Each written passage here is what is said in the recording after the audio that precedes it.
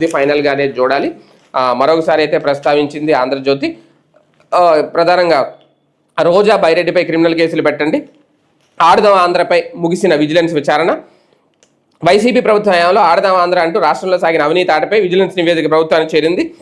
ఈ వ్యవహారంపై సుదీర్ఘకాలం పాటు లోతైన విచారణ చేపట్టిన విజిలెన్స్ అధికారులు అవినీతిలో అప్పటి క్రీడాశాఖ మంత్రి రోజా, శాప్ మాజీ చైర్మన్ బైరెడ్డి సిద్ధార్థ్ రెడ్డి కీలక పాత్ర పోషించారని నిర్ధారించారు. వీరిద్దరిపైన క్రిమినల్ కేసులు నమోదు చేయాలని ప్రభుత్వానికి సిఫార్సు చేశారు. వీరితో పాటు అప్పటి శాప్ ఇన్ఛార్జ్ ఎండి హర్షవర్ధన్పై క్రమశిక్షణ చర్యలు తీసుకోవాలని సూచించారు. అలాగే అప్పటి school education commissioner Suresh Kumar, మరో ఐఏఎస్ అధికారి ధ్యాన్ చంద్తో పాటు రిటైర్డ్ ఐఏఎస్ అధికారిని వాణి మోహన్ పైన తగు చర్యలు తీసుకోవాలని కోరారు.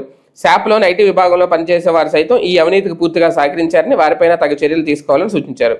ఓట్ల కోసం ఆటలు, ఎన్నికలకు ముందు ఓట్లాటకు తెరలేపిన వైసీపీ నేతలు ఆడదాం ఆంధ్ర పేరిట యువతను మభ్యపెట్టేందుకు ప్రయత్నించారు. కానీ ఇందులోనూ అనేక అవకతవకలకు పాల్పడ్డారు.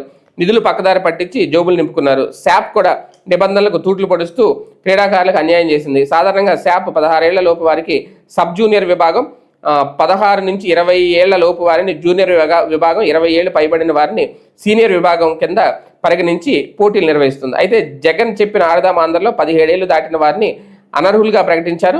మరికొన్ని రోజులు ఆగితే వారికి ఓట్లు హక్కు వస్తుంది.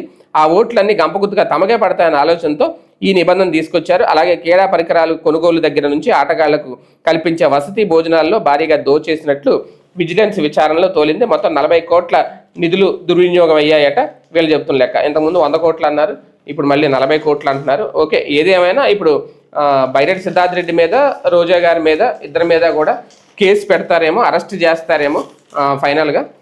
అదే ఒక ఆలోచన అయ్యి ఉంటుంది. ఓకే, ఏది ఏమైనా ఏది జరిగినా మన మంచిగా అనుకుని వైసీపీ ముందుకు వెళ్ళడం తప్ప చేసేది ఏమి లేదు ఇక్కడ. ఫైనల్